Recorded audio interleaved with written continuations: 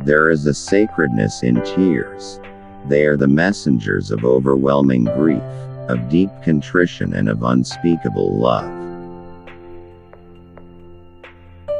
There is in every true woman's heart a spark of heavenly fire, which lies dormant in the broad daylight of prosperity, but which kindles up, and beams and blazes in the dark hour of adversity.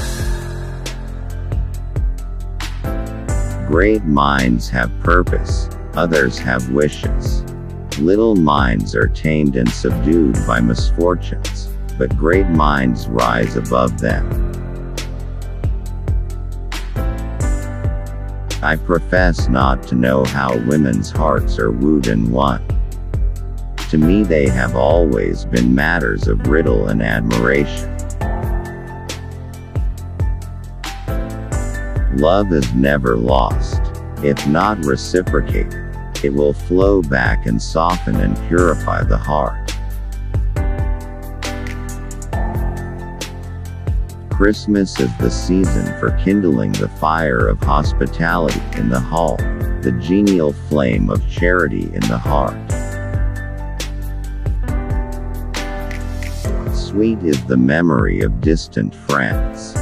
Like the mellow rays of the departing sun, it falls tenderly, yet sadly, on the heart.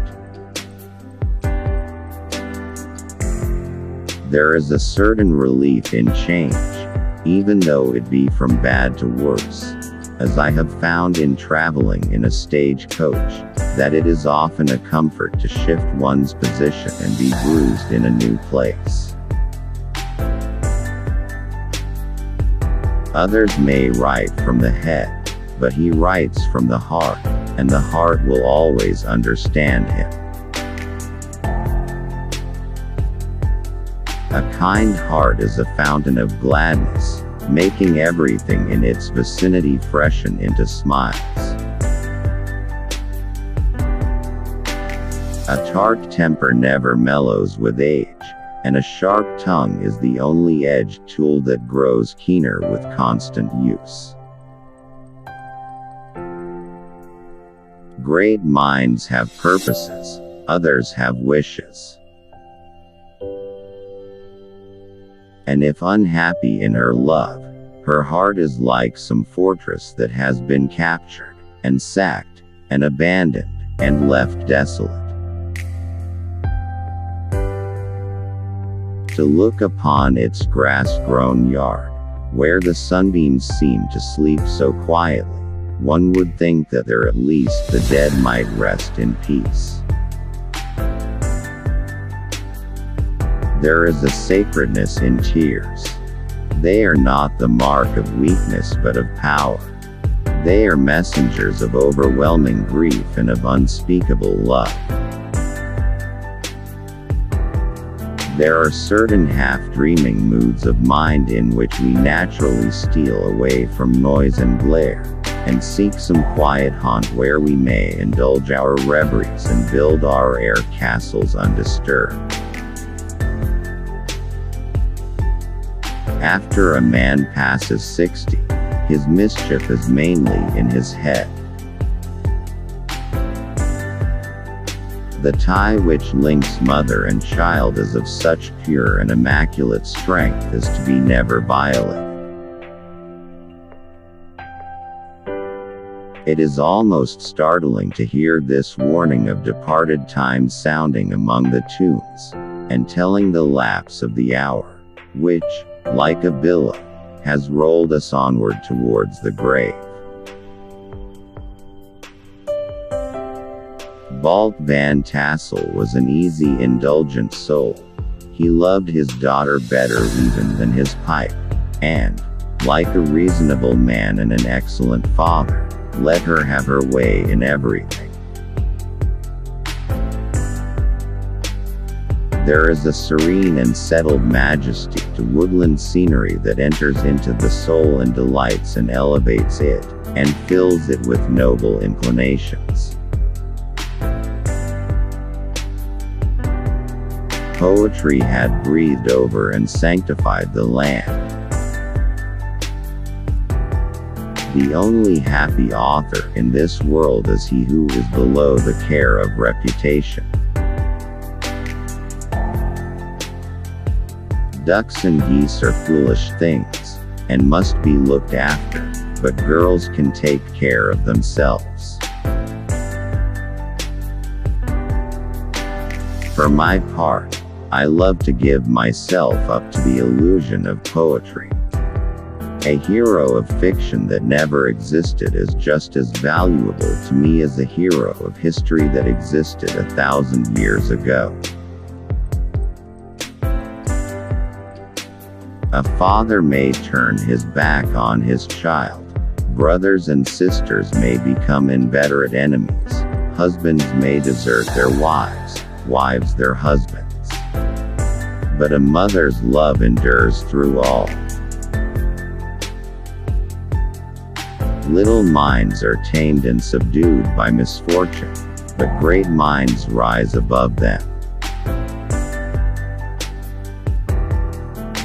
They are given to all kinds of marvelous beliefs, are subject to trances and visions, and frequently see strange sights, and hear music and voices in the air. There is nothing like the silence and loneliness of night to bring dark shadows over the brightest mind. He is indeed the true enchanter, whose spell operates, not upon the senses, but upon the imagination and the heart. The land of literature is a fairy land to those who view it at a distance. But, like all other landscapes, the charm fades on a nearer approach, and the thorns and briars become visible. But what courage can withstand the ever-during and all-besetting terrors of a woman's tongue? It has also been the peculiar lot of our country to be visited by the worst kind of English travelers. Rising genius always shoots out its rays from among the clouds, but these will gradually roll away and disappear as it ascends to its steady luster.